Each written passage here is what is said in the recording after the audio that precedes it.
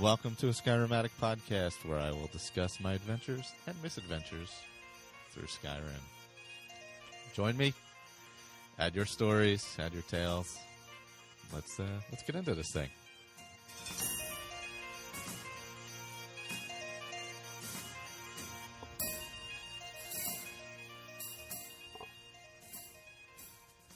Welcome back.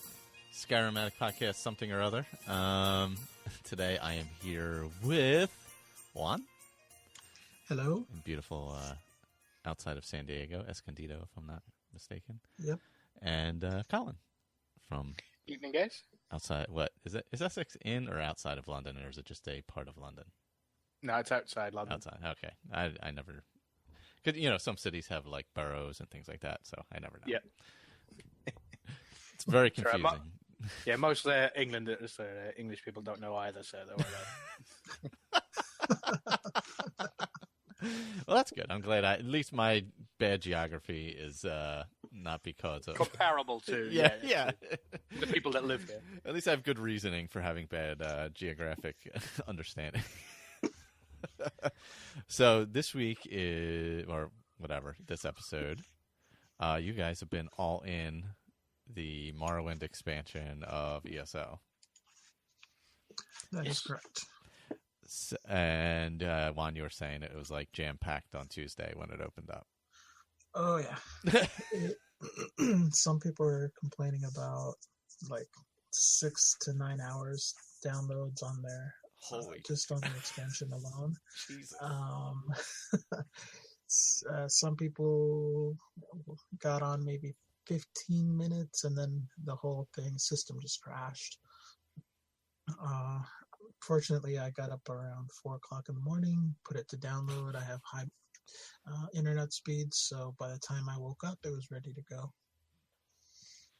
Nice. How was your download experience, Colin? Better than that? It didn't bother me. I didn't wake up on purpose. I woke up because, I'm old, so you just get woken up and just can't go back to sleep. So I got up probably must have been about 6 or 7 for me, a.m. maybe, and I don't have to be at work until 10 or 11. So I just strolled in, turned it on, and then it was waiting there for me. So I just activated the the upload, and then went back to bed and tried to get some more sleep. And then I was at work that day, so it was just waiting for me when I came back for work. So I bypassed. Oh no, I didn't. I got home and it was still down, and it wasn't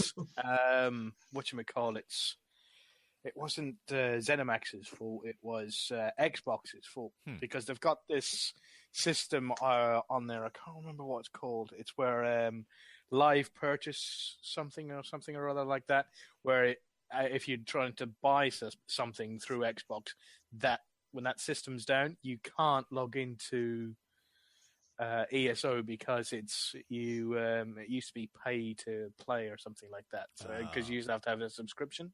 Yeah. So it won't let us actually fucking get on the game. You can play other games, but that game you can't. So, because of the remnants of the original pay situation with it. Yeah, well, that's what I think anyway. Or subscription situation, yeah, whatever. Yeah, subscription. Yeah. So. Oh, jeez. Yeah, so it was Xbox. I heard from both sides. Some people said that it was ZeniMax servers because the PC had also crashed. And then I guess some people at ZeniMax were saying that it was Xbox as well, and I think it's just a combination of both parties just not realizing how many people want to or have been waiting to see Morrowind again. That's true. And it's really it's pretty nostalgic in that intro, just because you get to see Seydanine, and it's almost identical to Morrowind. Mm-hmm. Scrolls 3. Yeah, I'm no Morrowind expert. I've played it for like 6 hours, I think, maybe got 6 hours in. I didn't complete, I don't think, any of the quests, like apart from like the little ones in the town and stuff like that. But right. I didn't complete the main quest or the Mage's Guild or whatever quests are in there. Right. I just couldn't get a handle on it. It's just a little bit too old. Oh, it yeah, was, it was, the it was a little original. tough to. It was a little bit tough to get used to. But I did travel around Saint Denis in Morrowind, Elder Scrolls 3, and so that part still stuck with me. I almost expected the mage to fall out of the sky and die right in front of me. So in the chat, Joel is saying resource management is a nightmare now. So have either of you run into that?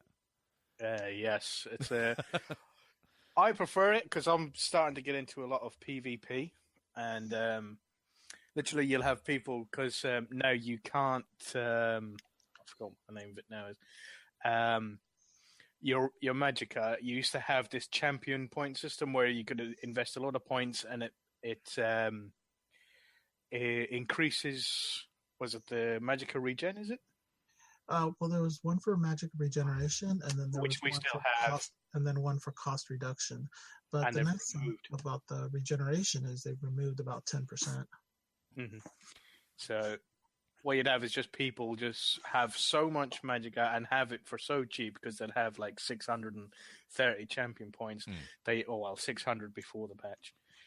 Or before the update, and they could just like spam the same spell over and over and over again, infinitum, because they'd never run out of Magicka. So it was kind of unfair in PvP, and it makes the combat a lot more interesting because to restore the Magicka, you have to use your weapon. So if I've got a destruction staff, I have to use a heavy attack, and once it hits the target, that will restore some Magicka.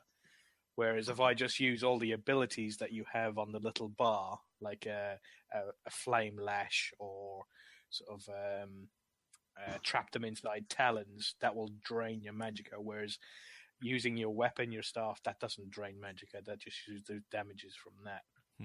Yeah, and before people would weave in some light attacks every once in a while just to add to their DPS, and now they're doing more of a heavy attack weave. The one nice thing is they did reduce the amount of time that it takes to do a fully loaded heavy attack, and it does return a lot more magic or stamina depending on which weapon you're using. Yeah, you've also got a champion point bit that you can put points into to increase the return of Magicka from a heavy attack or stamina from a melee attack. Right. So that's just a way of having a cooldown, I guess. Yes. Yeah. It's so somebody can just as I said, just spam the one spell again and again and again and again. And, yeah, I mean, it was possible before where people would have a Magicka Dragon Knight and they would do a flame whip just over and over and over and over, and by the time that the move was completed, they'd already replenished all the Magicka they had used originally. So it's kind of ridiculous. Yeah, that doesn't seem very, especially like in a PvP situation, that doesn't seem all that fun.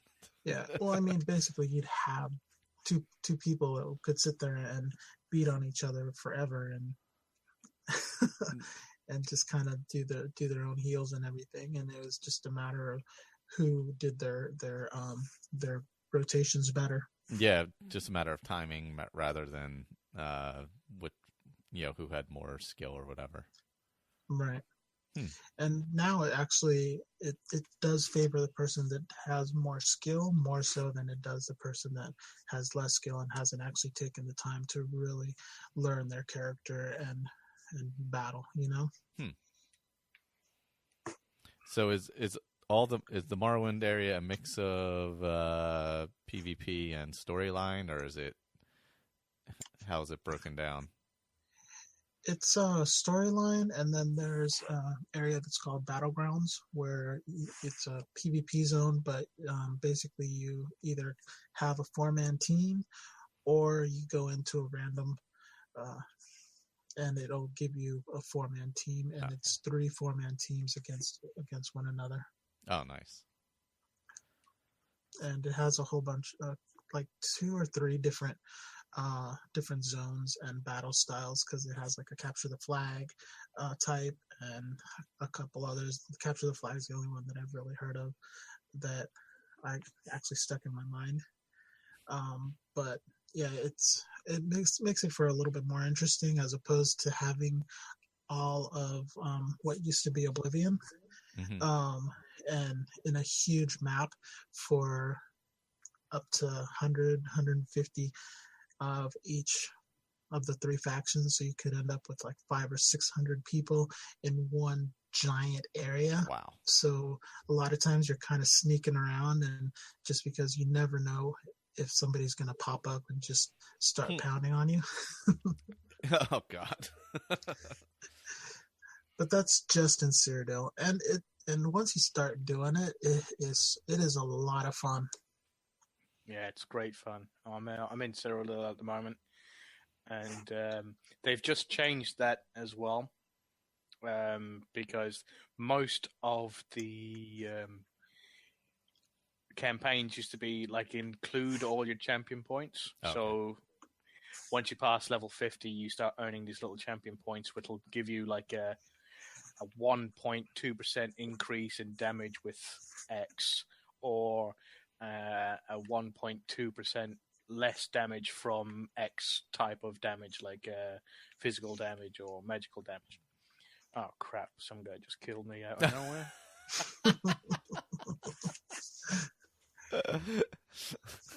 Yeah, it's once you get in, and sometimes you'll get into like a nice party where people just invite you to a group, and you just go and just take out keeps, and you got Bruma over there. What's the other ones that are there? There's a couple big towns that you could take over, and Cropsford, and they have like special vendors, and there's some quests that you can do in each one of those areas. And if your faction doesn't control it, you can't do the quests in there. So that's kind of fun as well. Oh, nice. So they've made it seems like I don't know, nicely balanced now. Like how much has everything changed since that one Tamriel update? Like, is it still going smoothly, or? I think it's a little bit better, just because you don't have to sit there and say, oh, hey, what alliance is your character? Because I wanna go play with you. Or so then you have to either change to another character, or you have to create a new character in that alliance. Now, you just build whatever alliance you want, and if your buddy is a different alliance and he's in a different one of the big areas, you just travel to them, and you guys can travel around and do all the different quests for that area together, and it doesn't matter if you guys are red, blue, or yellow. Yeah, that must make it a lot better and a lot easier for getting groups together, I would think. Yeah. How much of Morrowind have you explored so far? We got to the main city.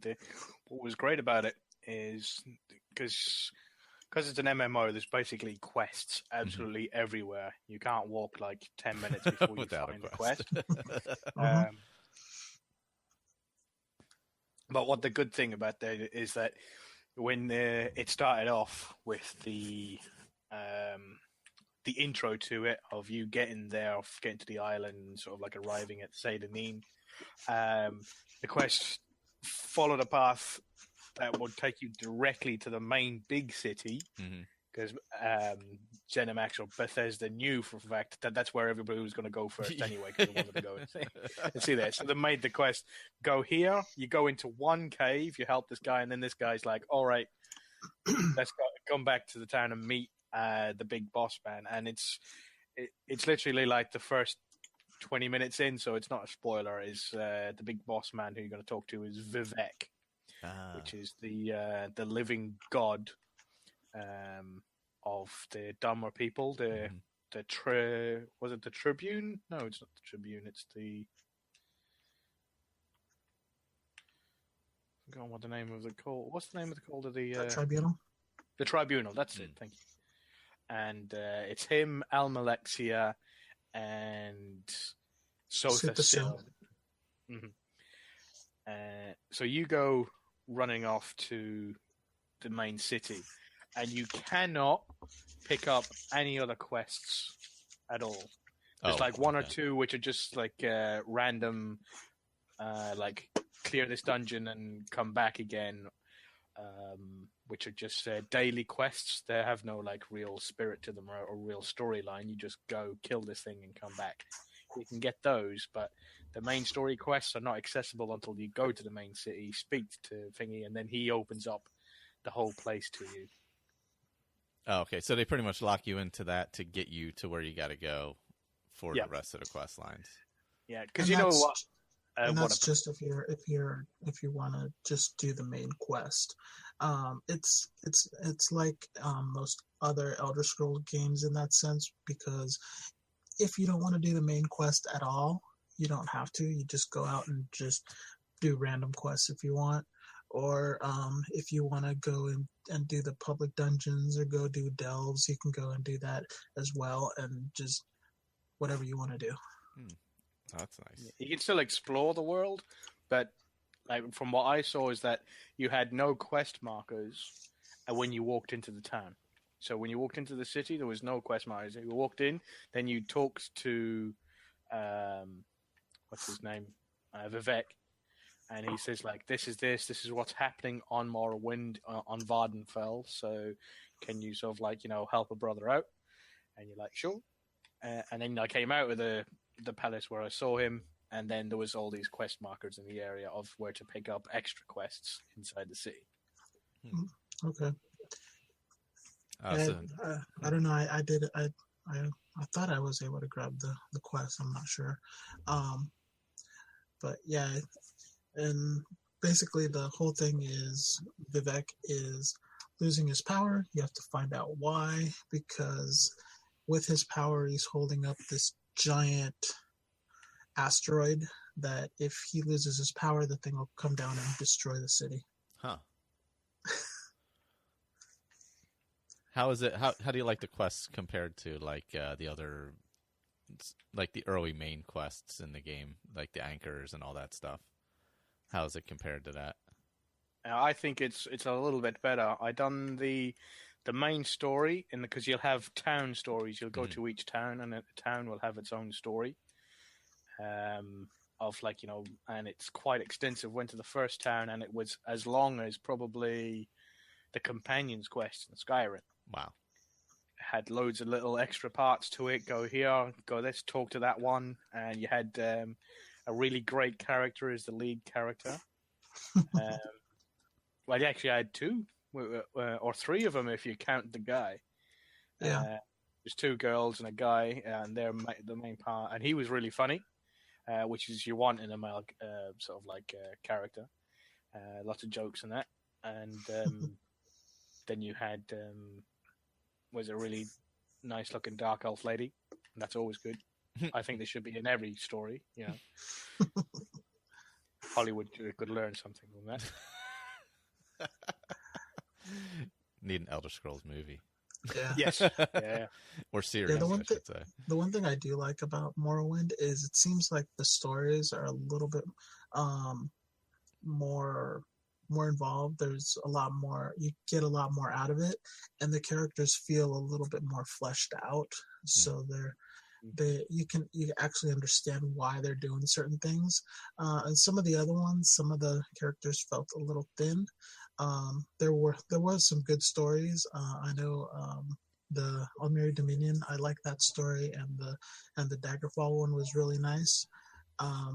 The Ebonheart Pact. That one is... It's the weakest of the three. I think it is, and it doesn't get really, doesn't kind of bring it all together until you end up in the fourth zone. Yeah. And that's when it finally all ties together. So I think this story is much better, and everything does tie in a little bit. So what I've been doing is I've been going from one town to the next and just figuring everything out and working my way around the island to eventually finish up the whole story, and along with the whole island all at the same time. Yeah, I've still only done the first town. I haven't even finished. There's a couple of quests in there that I got to start up when I go back. but that's because I started a new character. So I started off with Jonaria because she's my main character, and she's like champion point 506 or something like that. Which I was thinking the other day, it's like when the update came out, they changed it from an update from the maximum was 600 CP champion points to 630. You got to feel sorry for the guy who was like at 599 champion points right before the thing hit, and then it just comes up and then he walks in. What? It's now 600. Oh, you bastard! Yeah, you're right there. Oh god. Yeah.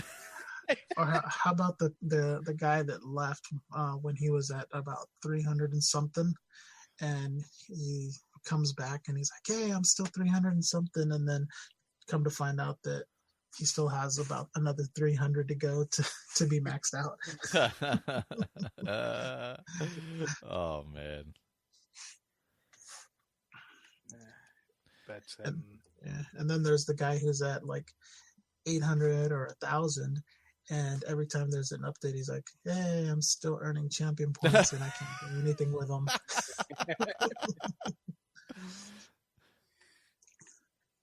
Now, there's been, I mean, how is the community in the game even before Morrowind? Is it still pretty full in there?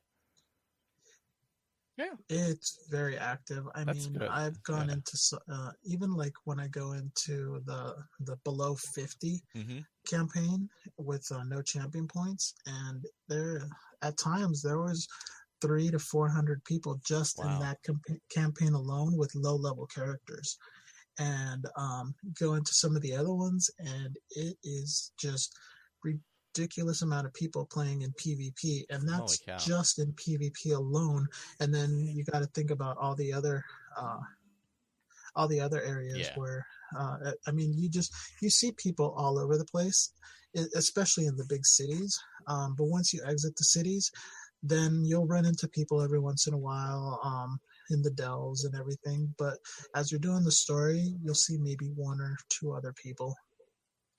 Wow, that's that much. I mean, it's still that active is great because they've been adding content pretty consistently. Yeah, they I think they finally kind of found the pattern which they want to do. I believe they do like one kind of, they're trying to do something every quarter. From what I heard is they're going to add a DLC in like November. They add something in February, and then the next chapter will come out next June. So it should be 3 or 4 different things a year. I'm not exactly sure, but I'm pretty sure they wrote down, they came up with a pattern that they want to continue with. That seems to work pretty well. Yeah, and all the previous content was all DLC. So if you just buy the main game, the new Morrowind game, you get don't you get ESO included, and all the DLC. If you get ESO Plus, you get all the DLC. So you get the main. Oh crap! Another guy just did kill me. Standing on a flag. Okay, so if you pick up the full game with Morrowind, it gives you everything prior as well? I believe so. It at least gives you the main ESO. Yeah, and then you get the next chapter. Oh, nice. Yeah, I'm tempted to jump back in and start back in the beginning again. I'd say come in, start a new character. Yeah, that's what I would do, because I don't even know where my character is. It's been so long. So I would definitely have to start a new character, because I would be so completely and utterly lost. That would be no idea where to go. I mean, if you ever jump in, just let me know, and I can definitely at least help you out with ways in which you want to at least something to get started with. A strategy, how to go and all that, yeah. Yeah, and I mean, honestly, there's no real strategy. Just kind of go around, do whatever you want. Eventually, you do figure it out. It is really nice to have a guild and guildmates that can help you and tell you, hey, you're building this kind of character. Focus on this. Oh, okay, yeah, because if you don't know where. If you have a specific type of character you like playing, you may not know all the ins and outs of it and what's best to focus on, what skills or Right. even weapons, Because etc. you can play a sneaky archer in the game, but it's nothing like any of the other games. Yeah. Just because if you're gonna be sneaking, then normally you just do it around in the main cities, and you're avoiding enemies, and it's tough to avoid enemies, and it's not overpowered like it is in Skyrim, where you can stand right next to an enemy and they don't even see you. Yeah, where you're basically invisible if you have high level exactly. Sneak. Yeah, that is a bit much probably anyway. So it's probably better that it is a little more balanced. It is a little ridiculously overpowered. Because if you have high level sneak and high level archery, you're pretty much invincible at some points. Yeah. They did add a new class of character to the game when they added Morrowind. They added a character. It's called a warden. He's basically he has 3 skill sets that are his primary focus. He does kind of like an animal companion type, where he uses animals to help fight. And he, as the ultimate, he can bring up a bear that stays with him. So it's nice for people that like to play alone, and they can bring up that bear, and that bear can do the tanking for them. So nice. It kind of takes a lot of the attention away from the main character. So that's pretty nice. I know the Sorks had something similar, but this bear is actually a lot more durable and can do more damage than some of the pets for the sorcerer. Then the second is it's kind of like a nature magic with a lot of healing that the warden can do a lot of self heals, group heals, so that's really nice as well. And then the third is ice, like an ice mage, where it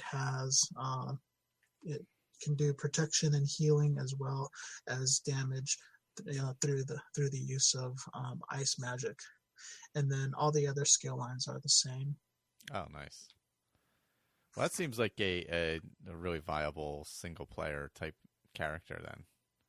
Yeah, it's I made a magical one and a stamina one, and they're both pretty nice. The stamina one is the one that I started with, and then I started the magical one because I didn't realize that there was a new story that came with the chapter, so I started it so that I could get the whole beginning intro story, which is pretty fun. You start as a slave in this one. Well, you start as just somebody on a ship, and then you get attacked and you become a slave, and then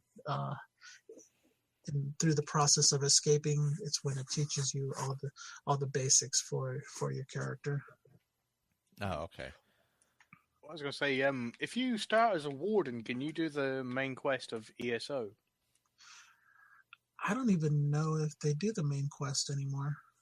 Yeah, you can do the whatchamacallit, the Mages Guild and the Fighters Guild, because I picked those up in was it Vardenfell? Yeah, well, actually you can, because you still pick up that skill line. So I think that's part of it. So you must be able to go back to the mainland and continue and start like the main story. Yeah. Well, I picked up a quest that one of my buddies from one of my other guilds was telling me, and he says, and you start in one of the main zones, and a shadowed figure appears to you, and he gives you a quest. And I believe that one ties in the Morrowind story with the main quest. So I'm going to be running that a little bit later and just see what that's all about. He said it's a really nice short quest that ties both the two together so that it still makes sense to run the main quest. Okay, so when you start a new character now, you don't have to start all the way back at those starting zones then? No. Okay. It starts directly in Morrowind. Okay, it starts directly in Morrowind. Okay. Yeah. But you can still go and do all the other zones because you're going to pick up skill points and you're going to get more experience. And but the biggest reason to do them is just for the skill points. Yeah. So you can actually just start a brand new character right in Morrowind and go through there. Yep. Do you like it better starting as a new or using one of your veteran characters? I've always enjoyed. It seems like I enjoy the whole getting the character up to 50. Then, because once I get to my end game character, I'm just like, okay. I can either go into PvP, or I can go into the Imperial city, or I can run dungeons with people and do a lot of the end game content. A lot of times I'll still do a lot of the stories just so that I can get more skill points, just so that I can round out my character. Because if you just go to 50 without any of the additional skill points, you find yourself lacking quite a bit. Oh, okay. There's a lot of passives that you can pick up that are very helpful. Even sometimes, like, let's say I'm running a healer character, but there's a Thieves Guild skill line, and then there's a Ledgerman, and one of the skills is it helps you to basically pop a lock. It gives you a higher percentage to actually do it. And there's one dungeon where you get trapped in a cage and you have to unlock it. If you can just pop it right away and get out right away, it makes you get through the dungeon a lot quicker. So just having all those little things makes a lot of the end game content a little bit better. Oh, nice. Now, how far have you gotten in like the main quest line through Morrowind? Have you finished it, or is it pretty long? Or I know Colin said that he finished it. He did the main quest. Like I said, for me, I'm going through, completing almost every city, and I believe I've cleared out just about every city, and I'm ready to probably half to 3/4 of the way through the main story. What, of Morrowind? Yes. I haven't completed the main story. I just walked up and talked to him and then said, go out, and then I'll hit the first part of the story. Okay, I thought you said that you'd completed the... No, you can't... what I was saying is that you can't show up to the island and then...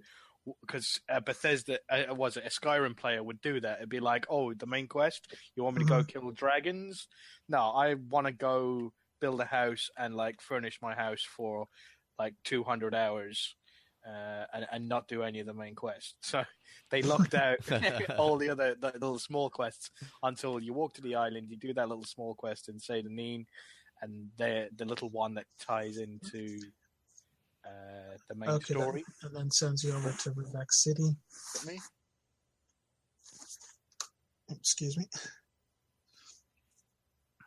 Hello? Yep, you there? Yeah. Uh-oh. Did we lose him? Maybe he can't hear us. Maybe. So I guess he didn't get through that. Okay, so he just went to talk to Vivek. Vivek. Yeah. Oh yeah, Vivek City, Vivek. Okay. So I guess you go talk to Vivek, and then after you discuss with him, then all the other quests open up. And once you actually just open it up, anyways, you're able to do whatever quests you want in whatever order you want. Just the ones that are attached to him. Mm-hmm. Those are still linear. Oh, okay. They're linear. Okay, that makes sense then. Yeah, it's Yep, you're back. You're back. Yeah, sorry about that. We got you.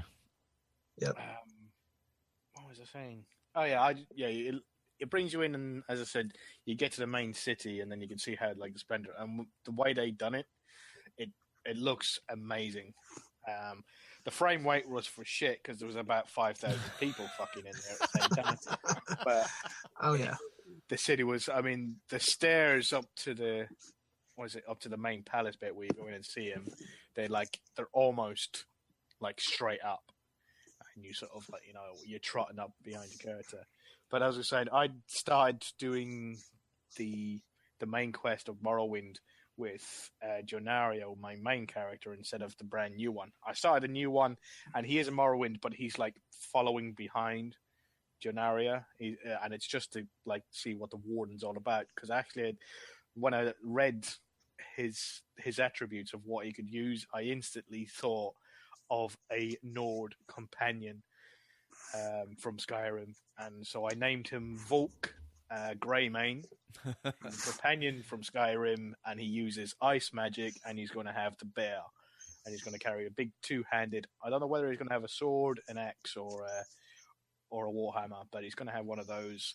And on his back bar, his alternate weapon is going to be a sword and a shield, and he's just going to use loads of ice magic, and obviously have the big fuck off bear following him around. And it's going to be awesome.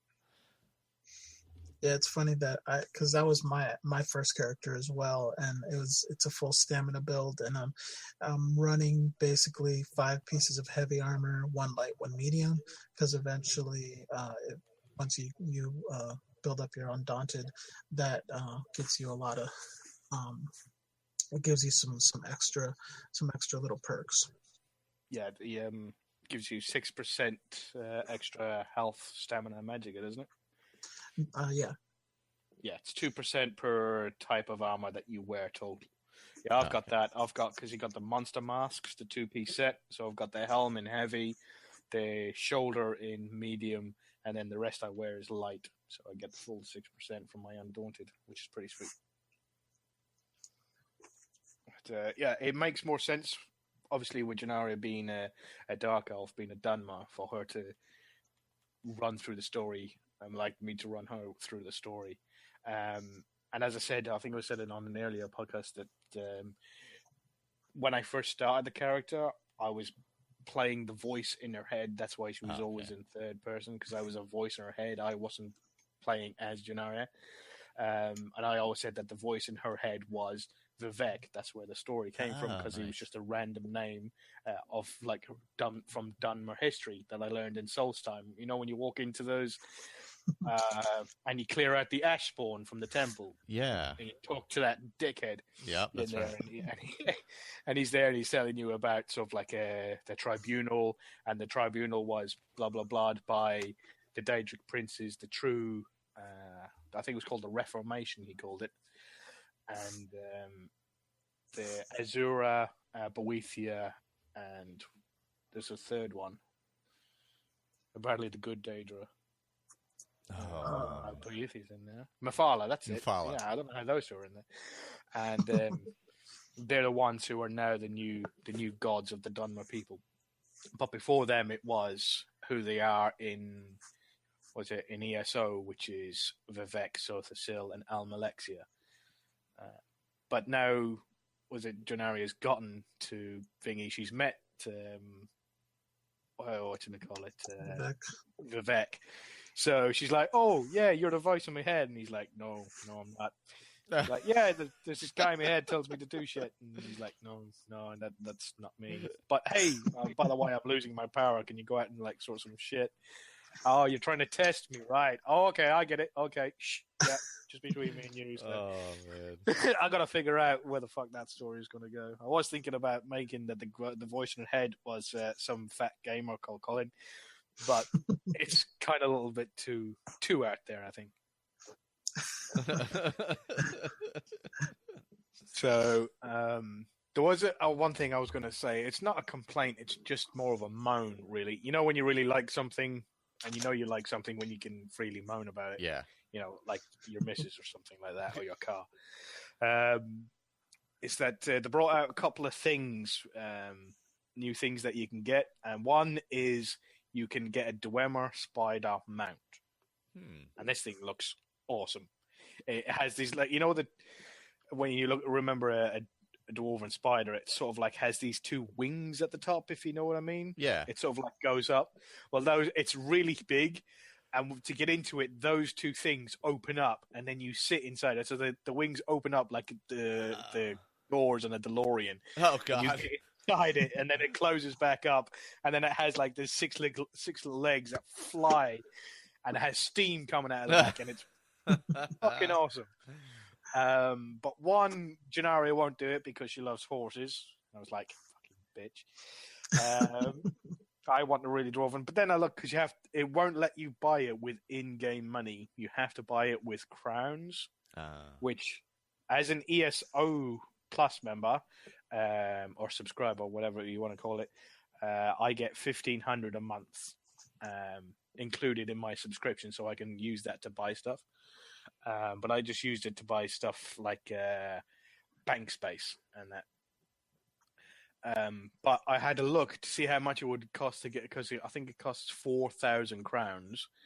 I seen how much I thought it was going to be, like, a £5 or like, £7.50 for like 5,000 crowns. It wasn't. It was £20 for 3,000 crowns. Whoa. Yeah. Like that's a third of the price of the entire game. Wow. You're going to pay £20 just to get a dwarven. I mean, I probably will. Actually, I probably won't, because none of my characters would ever use it. I don't have a steampunk character in my brain, so I don't think I'll be able to get it. But there's another one which I do have to get, and it's going to be even more money. Is that, if you remember the roundtable playthrough with Gennaria, halfway through, she got herself a new house thanks to the Tel Nalta mod. Oh yeah, which was the Mushroom Tower, and they have a Mushroom Tower house that I can buy in Morrowind. So she has to get it. She has to live in a Mushroom Tower. It's her story. It's from all the way back. She has to get it. But apparently, I don't think I can. I've just been saving up all my gold. I got, was it nearly 3.5 million gold? And I've been saving it up to buy one of the biggest, like the biggest house that you can purchase for gold. And now that money's just going to go to total waste, because apparently you can't buy it with gold, in-game gold. You got to buy it with crowns. Oh, jeez. And it's going to be like 7,000 crowns. So that's going to be like £40. But because of her story, I'm going to have to get the fucking tower. But it's fucking awesome. It looks so good. It's a Telvanni tower. Yeah, the Telvanni towers are actually really nice. Have you gone to see the Telvanni area? No, I haven't been there yet. As I said, I've only done the first town, Balmora. Yeah. I've only done the first town with the. In one of the quests, you go to the basically the little Telvanni section, and they have the mushrooms, and you go into like a little disc, and it teleports you up and teleports you down. So nice, just like Nelos Tower, yeah, like on Solstheim, yes. Yeah. And they play a little. They kind of do a remix version of a lot of the Morrowind music, which is really nice. Yeah, you get some of the, like, the adventuring as you're running along. You get, the music from Solstheim, which is the original music from, obviously, Morrowind. They kind of, like, rejiggered it. Was it Jeremy Soule rejiggered it for Solstheim, and now some other guy has rejiggered it for. So it's still the same sort of tune, but it's got like a different melody. A little different. Okay. Yeah. So for ESO, but once it kicks in, you sort of like, she kind of runs with a jaunt when that music comes on.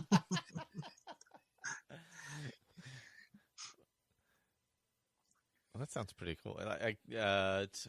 Telvanni, the towers, yeah. So there's housing, right? Because I mean, obviously, I haven't played a lot of ESO, but so is there housing in Morrowind in all the different areas, or is there a specific housing area? How's that work? You get specific houses, but it's all over the entirety of the map. Okay. Apart from Cold Harbor. So it's because Yeah, you're not allowed to live in Oblivion, apparently. Don't know what that's about. Probably their high taxes or the school systems. Crap.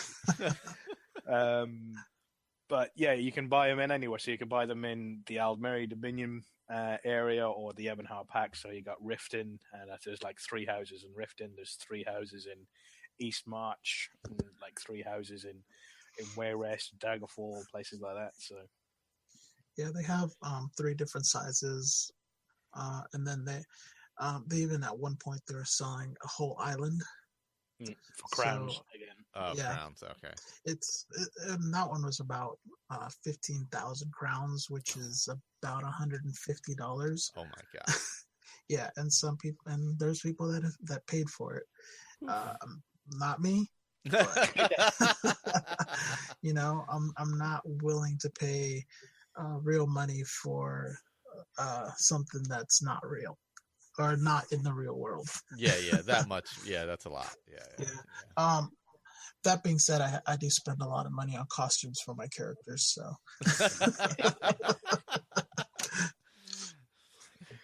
But I just use the crowns that I earn as just from my subscription, so I don't feel too bad about it. Yeah, the tower is going to be my first cash. Apart from obviously the subscription, that tower is going to be my first cash money payout. But now what do I do with the gold? Because in game, like I can't just if I just buy it with the crowns, it's going to be like, oh hey, you got a tower out of nowhere for no reason whatsoever.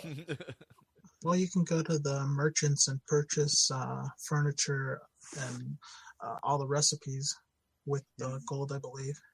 They sell a lot of special furniture, so there's that. And you can also buy. Yeah, you can buy motifs. Get the Necropotence set, which is selling for ridiculous money right now, along with what is it, War Maiden. I got a couple of pieces of that War Maiden.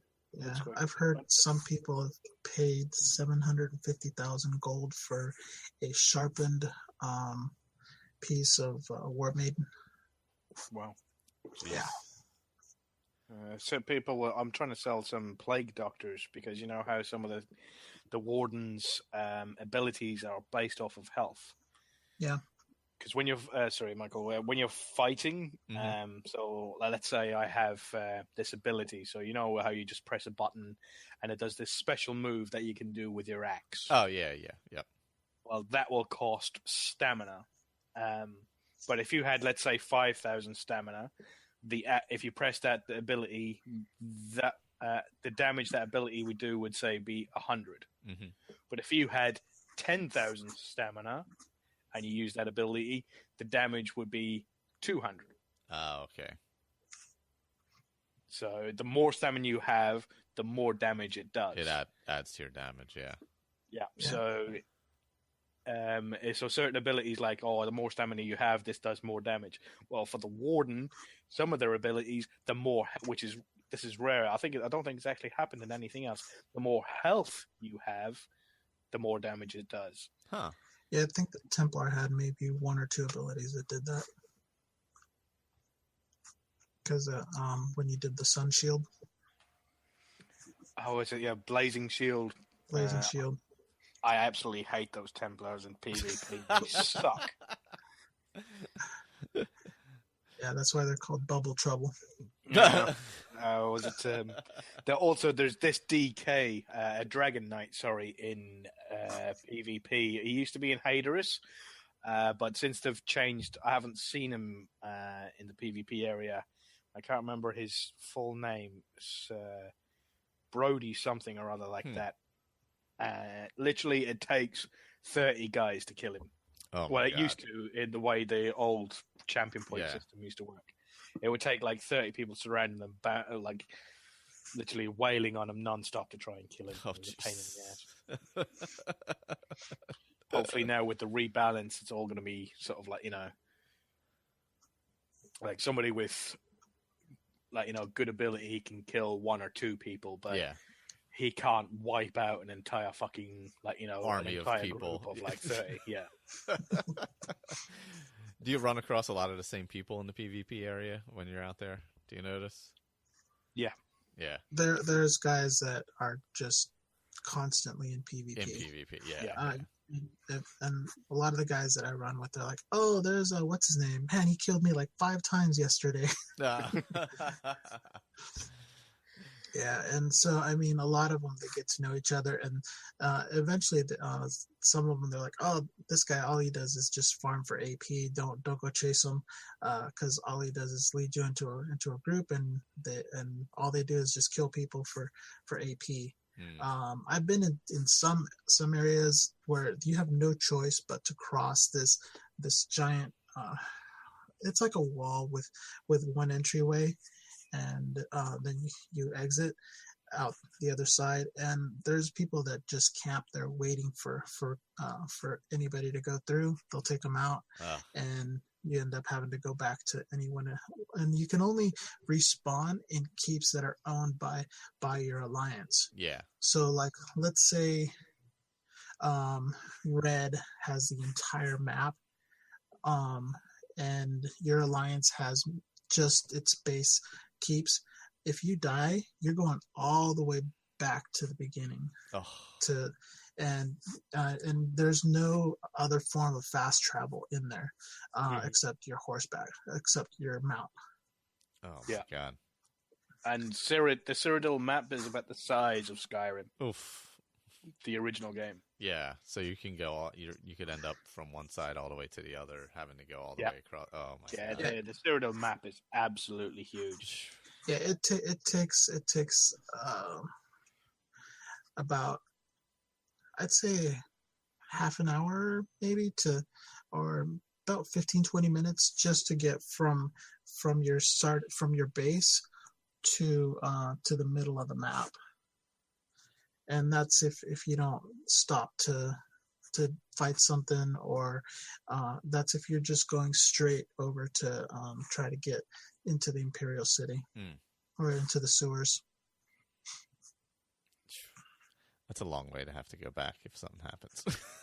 Yeah. But I mean, if once you do it, you've been doing it a while, you're just like, all right, I'm going back, and I'm going back to that same spot. I'm going to look for that guy, and I'm going to fight him again. And you'll do that 2-3 times just because you want to get him back. And if you get him that one time, or about 3 or 4 other people just kind of jump in and they kill him, it doesn't matter. You still feel good that he died. Especially if he gave you a bit of a teabagging. Oh, yeah. Yeah, they when you go into sneak, you squat down. That's what they do. When they kill you easily, they run up to your body and then squat over you. And squat on top of you. Oh, God. Just to rub it in. Oh, man. Sneak, unsneak, sneak, unsneak, sneak, unsneak, sneak, unsneak. Yeah, the ones that bug me are the ones where you sit there and you're taking them on, you're almost beating them, and then about another 10 people jump in and kill you, and then that guy comes over and he starts teabagging you. I'm like, I don't know what you're doing. You almost died. Yeah. Or the one who did die, they rezzed him, and then while the rest of them killed you, then he gets up after being dead and then teabags you. Mm-hmm. Oh, man. Yeah. We had there was one party that was just inside of a barn, and I mean it took about 10 of us to take out this party. And the first time, everybody left, and I hung around because usually if you wipe out their party, they all disappear. Mm-hmm. But if they don't disappear, that means that one of their Nightblades is around. And I sat there and I was kind of going around looking for the Nightblade, and all of a sudden I hear somebody getting rezzed upstairs. I'm like, run. I got there and he had already rezzed the other guy. I started fighting them and they just took me out. I'm like, that whole entire party is rezzed now. So we sat there, and a whole bunch of other guys finally came back, and they started fighting these guys, and they took them out, and they hadn't disappeared yet. I'm like, all right. And luckily this time, a whole bunch, about 4 or 5 guys stuck around, and this Nightblade pops up, and he's over there trying to res, and I sat there and we took him out, and it took us probably about 5-10 minutes to kill this one Nightblade with like 5 or 6 people. And he would drop this ultimate where basically it draws health from everybody inside the circle, and all I saw was his health just go back to full. I'm like, really? Oh, okay. And I mean, it's just stuff like that just kind of just makes it so much fun, because it's not just boom, you're dead. Okay, here you go. And you're done. With some of these guys, I mean, it'll take 5-6 guys just to take them out. Or sometimes if you it's just 1 versus 1, and you guys cannot kill each other. I had probably about 5 or 6 guys that were just sitting there trying to hit me, and they could not get me down because I had so much resistances, and they weren't that great. Because the really good players, if 3 or 4 of them or 2 of them get together, they'll take you out quick. Oh yeah, yeah. So yep, that's Nice. and that's PvP. It is a lot of fun, and it's very addicting. It sounds like it. Yeah, I mean, there is actually a point out to it. It's like you have all these keeps in the center, so you have the entire map is covered in keeps, and you have your home keeps that's like right near the Skyrim and Morrowind gates, and then you have the ones that are right near the the Daggerfall and the Wayrest gates. Oh, that's the same place, isn't it? But you have all these gates, and then you'll have like some home keeps to protect those. But all the center ones that go around the center of Cyrodiil, because Cyrodiil's like a massive island in the center. You have these. Is it 8 keeps? Isn't it? Yeah, I'm sure it's 8 keeps. I think it's like 6 keeps, and then a whole bunch of little. There's 3. Yeah, but you just need the keeps. No, well, you need all the ones that are around, but there's the big keeps, and then there's the little like Sejanus, Nickel, and Blake. Right. Yeah. But if you get all the center keeps, let's say 6 or 8, your alliance owns them all, then the guy who's the leader or has the most points, alliance points they're called, at that particular time becomes Emperor of Cyrodiil. And that's the main point of the Alliance War, is that as you're fighting, you're trying to get your alliance to become Emperor. And the guy who has the most points, he becomes Emperor. The only problem with that is that you have people, obviously, who cheat.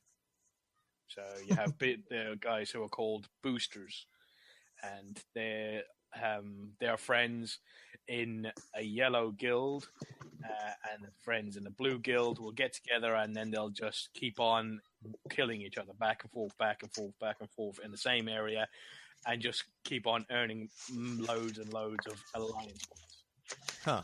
And good on Bethesda or ZeniMax, whoever it is, they ban their accounts. Oh, nice. When they find out when they do it. Oh, nice. So,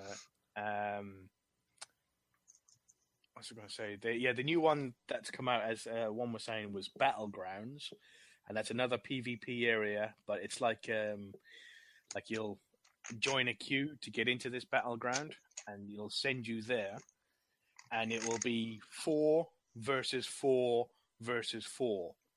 So it'll be 4 from to make it simple, it'll be 4 blues, 4 reds, and 4 yellows. So yellow is Almere Dominion, blue is Daggerfall Covenant, and red is Ebonheart Pact. So it'll be 4 Ebonheart Pact, 4 red, 4 blue, 4 yellow. And I haven't played any of them yet because I've been having too much fun with Morrowind and the normal PvP to even sort of look into that. Even hop into there. Yeah, but it sounds like it's going to be awesome, and all of that is no champion points, so it doesn't matter as long as you're level 50, everything's all equal, so nobody has an advantage. So the better players will be. Obviously, you've got better equipment. Yeah. and you got people who are more organized. So you'll have like people in PvP guilds who will be able to sort of like get together and sort of like they'll not only have a plan when they walk into this certain thing, they'll also have all their abilities match up and their equipment match up. So he's going to wear this equipment, but when he activates that ability, it's going to help you out because when you have this shield on, he does that heal. That means you get twice the amount of health that you normally would when he does it because you're wearing this special type of equipment. And then you activate that ability. That gives us all more damage. And then he does that, and that will increase our critical chance. So they have good tactics then. Yeah, but they do that in the normal PvP in Cyrodiil. As Juan was saying, where you get the guys who are just AP farming. Mm-hmm. But they're not players. They're just gamers. They're okay. gaming the game. They're not players. And in chat, because you have like a chat on the screen where you can type in and everybody can see it. You could just put out there like, yes, all right, go there and fight them so they don't like siege the keep and try and take the keep. But like, don't sacrifice your life trying to get in there and kill them. Just keep them at bay because all they're doing is farming. They're not actual real players. They're just in there because the points that you earn, the alliance points that you earn in PvP is actually a currency. And you can use it to buy very, very high-end gear. Oh, okay. Because obviously, as Juan was saying earlier on, you have guys who just play PvP. So for them to have access to the best gear, if they don't want to play PvE, if they don't want to go and do all the dungeons and do all the quests, they can just play PvP and still have access to the highest end gear because that's all they do. And some of them, what they do is they will they acquire all this AP and they have a whole bunch of it. They nothing to really spend it on. They'll actually spend it on a lot of the every weekend they call him the golden trader, and he'll sell jewelry that's gold level of different armor sets, and then they'll purchase it, and then they'll either go to a trader or they go into an area and they'd say, oh, I'll sell you this for 500,000 gold or 250,000 gold or whatever they want to sell it for, and that way that's how they make their money, so that then they can go into guild traders and say, oh, I want to purchase this and this, and they can purchase whatever gear they want, because they don't care about having a house, they don't care about anything except doing PvP. Yeah, so they can focus completely on that. Right. Yeah. Which I think Bethesda or ZeniMax didn't get for the first year. They were like, oh, well, no, if you want the good gear, just go in PvE, just go to the dungeon. And the PvP guys were like, well, no, we don't want to do that. While I'm there trying to kill this stupid thing in a dungeon, they're taking one of my keeps. Screw that. Yeah. I'm going to go back into PvP, stop them from taking my keeps. And worst of all is for some of these guys, I mean, they have to run, for all of us, we have to run dungeons 5, 10, 15, 20, 100 times to get just the right gear that you want.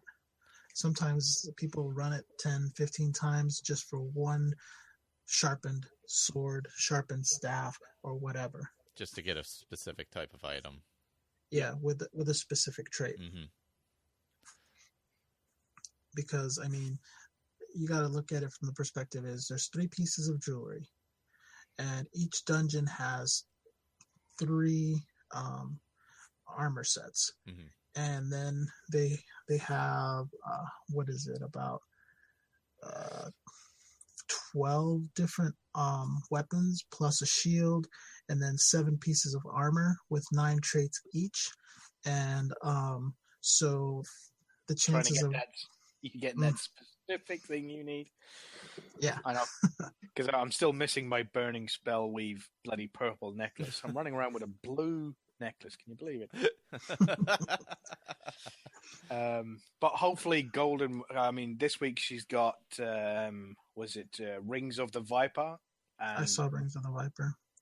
Yeah. And if you're a stam of like, anything like Nightblade or something like that, then if you have Viper on there, it's going to do massive amounts of damage. Yeah. The Viper set is good for PvP.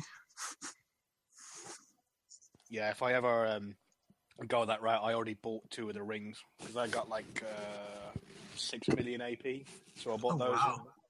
So I got 2 of the rings for the Viper and 2 rings of the other one, which is the Dreg Kingslayer or the Dreg Kingslayer. Right.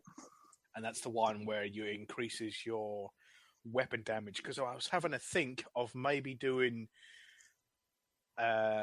working the Dreg Kingslayer and Plynel's Aptitude. And Plynel's is where whichever is higher, your spell damage or your weapon damage, both are based on the highest. So if I can get Dreg Kingslayer and max out my weapon damage to about sort of like 3 or 4k. If I have Plynel's on at the same time, that means my weapon damage and my spell damage will be like 3 or 4k. The tough part is getting it that high. Yeah. It'll only work in champion point areas because you'll have to spend a lot of champion points. Yeah, I've been thinking about that for stamina-based character. Because if you get the well, I mean, I guess you could do it with the pet build if you mix Pelinols and then you mixed with Necropotence, where it'll give you a lot of magicka. Mm-hmm. Maybe that'll bring both of them up. It's just a matter of balancing your resources as well. Because the champion points you can sort of like, because if you go into Mighty and Great Weapon Master, you should be able to get it quite high. Right. And then, then you just need the buffs from if you have I've forgotten the name of it now. There's, because Dreg Kingslayer gives you major brutality. Yeah. I think you get the same thing with Slimecraw, right? The 2-piece set? No, it's from Slimecraw, it's minor brutality. You could actually run them both because you can't run 2 lots, so you can't double up, so you can't have major brutality and then major brutality from someone else. Right. 40% damage. But you can have like Slimecraw on, where it'll give you 8% more damage, and then the Dreg Kingslayer, which will give you another 20, so that'll be 28 damage all in one. Are you playing with a Slinky? No. It's the little spinner thing. Oh, I heard some guy got one of those stuck in his butt. It doesn't spin inside there, so it's not going anywhere near there. It must have been like a week after they came out, and it was like, yeah, we already had one in. Yeah, of course. Yeah, here's the emergency room X-ray of it. There it is. Of course. Yeah, why not? Of course. Yeah. And on that note. Oh gosh. Well, we got to do more regular ESO stuff. Yeah, anytime you want. There's a few people that may even be interested in joining in. They can talk because a lot of people have different theories on for builds and what gear you should get and everything. And there's some people, all they do is just research it and try it out, and they have a lot more time than I do. So, and then they come up with it. Yeah, people who just work on builds constantly, like, because that's what some people enjoy anyway in all the games. But yeah, and they can also go check it out on YouTube because there's a gopher of ESO. I think his name was Deltia. So what gopher is to modding, I think Deltia is to ESO. Yeah, I think he quit. Now he just goes in and just kind of does the casual thing. He's still but from what I've heard is Alcost is doing a lot of the low level gear now too. He's not doing just the meta. He's actually offering different other gear that you can try, and a lot of those are good, kind of a starting point.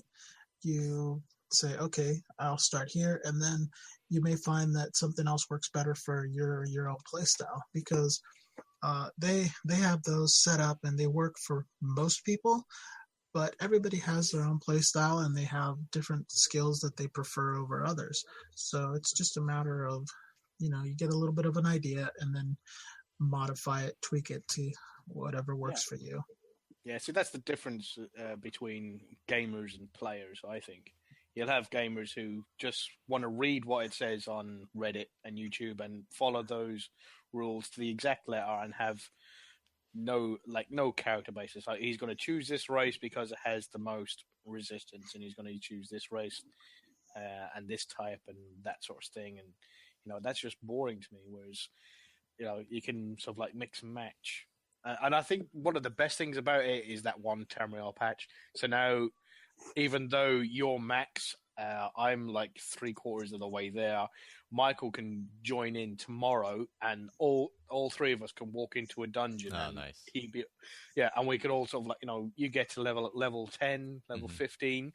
Yes, you'll be a little bit squishy, but you can still join in the fight and hopefully sort of like get through it mostly unscathed, because all the enemies are scaled to each person's level. So. Oh, nice.